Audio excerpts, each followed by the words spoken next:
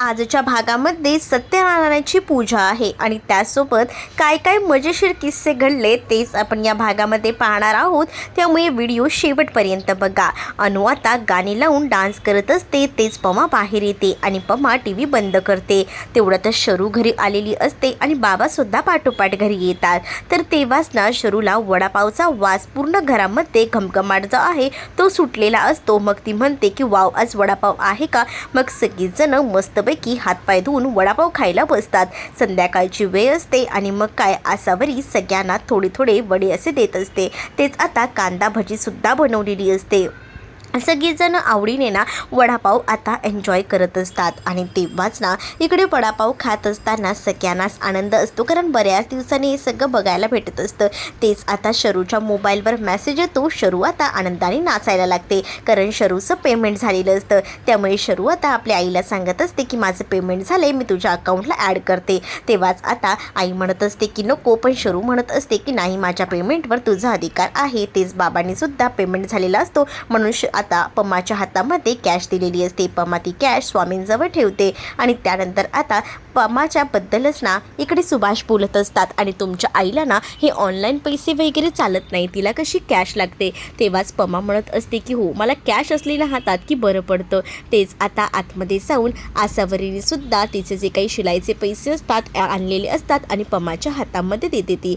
मग तेव्हाच आसावरीला ती म्हणते की बाय, हे पैसे राहू देत ना तुला. पण ती म्हणत असते की नाही, सगळ्यांचे पैसे घेतेस ना, मग माझे सुद्धा घे. तर अनु म्हणत असते की उलट ना आई, तू कॅश ठेवण्यापेक्षा ना अकाउंटला ठेवत जा, जास्त खर्च होत नाही.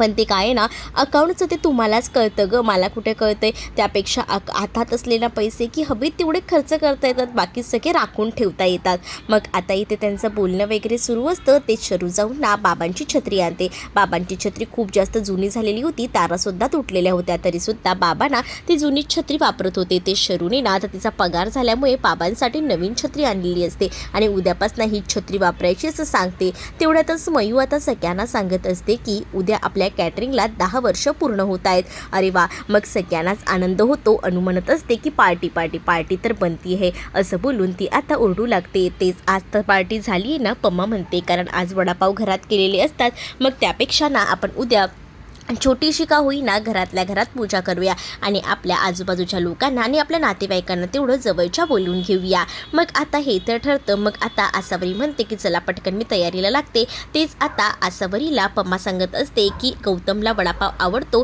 तर वडापाव तेवढा देऊन यायचा का. मग जा, देऊन ये तेवढा. मग तेव्हाच ना, अगं काय गरज आहे एवढं पावसाचं बाहेर जायचं, त्याच्यापेक्षा आपण ऑनलाईन वगैरे पाठवूया, म्हणून आसावरीची मजा मस्करी घेत असतात. ते सुभाष जे आहे ते एकदम प्रेमानेच ना भरवत असतात पम्माला, तर मुली मात्र चिडवत असतात.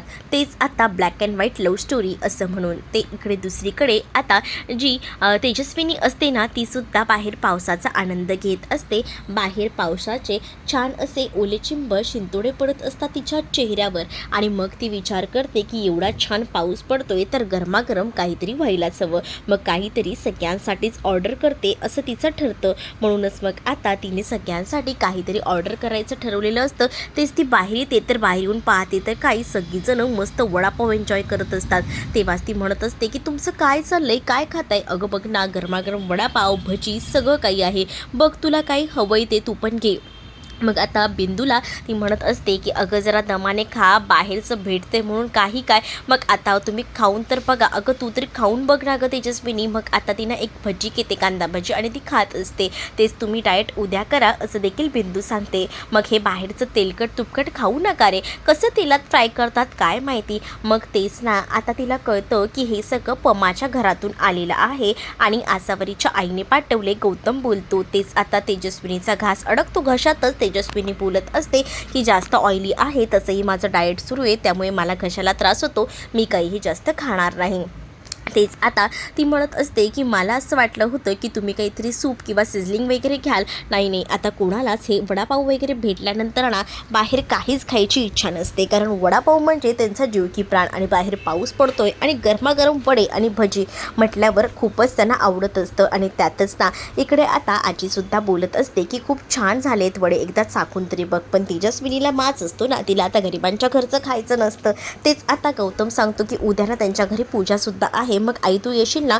तेजस्विनी आता मीटिंगचं कारण सांगते आणि मला जमणार नाही असं बोलते. तेच आता दुसरा दिवस उजाडलेला असतो. सत्यनारायणाची पूजा वगैरे होते.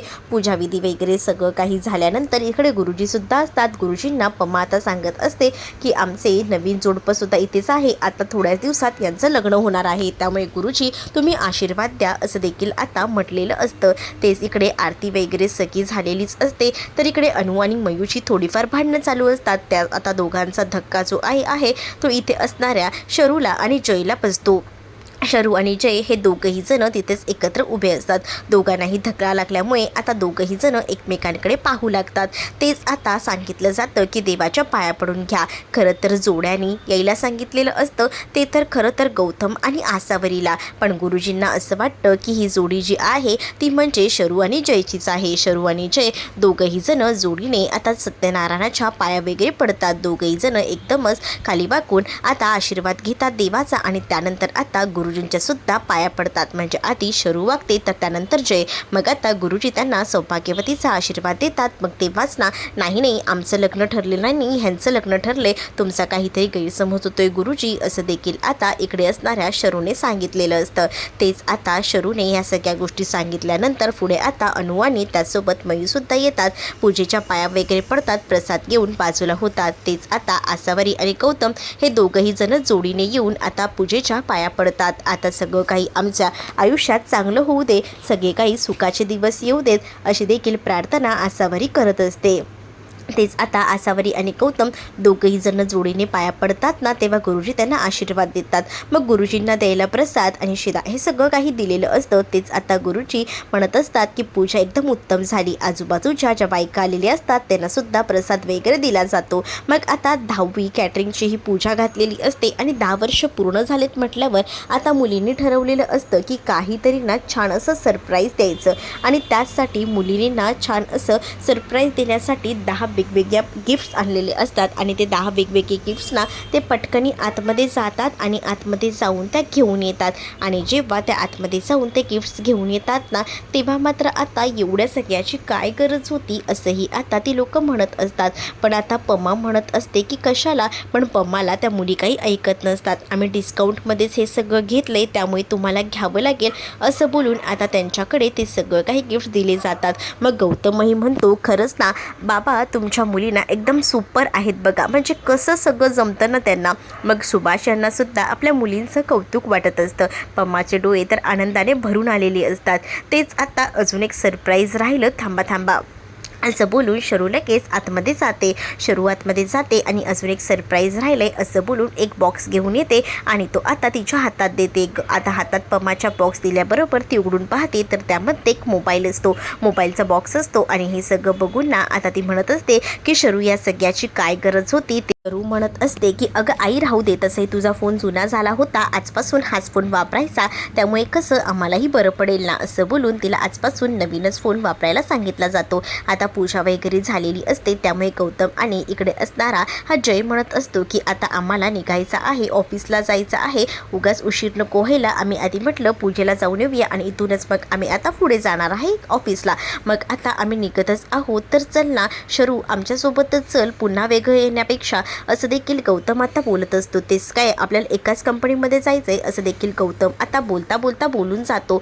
गौतम जेव्हा या सगळ्या काही गोष्टी बोलतो तेव्हा घरात कुठे माहिती होतं कोणाला की शरू कुठे काम करते ते. आता शरूच्या कामाचा खुलासा इथे झालेला असतो. आता शरूच्या कामाचा खुलासा झाल्याबरोबर शरू दचकते. शरू आता म्हणत असते की मी तुम्हाला सांगणार होते पण मी सांगायचं विसरले, राहून गेलं, पण खरंच सॉरी असं बोलून ती आता सगळ्या घरच्यांना मनवायचा प्रयत्न करते. आता तिचं सगळीजणं ऐकून घेतील का, तिला आता सुभाष आणि पम्मा समजून घेतील का, हे येणाऱ्या भागामध्येच आपल्याला पाहायला मिळणार आहे. तुम्ही जर आपल्या चॅनलवर नवीन असाल तर चॅनलला नक्की सबस्क्राईब करा. व्हिडिओ आवडला असेल तर लाईक करायला विसरू नका.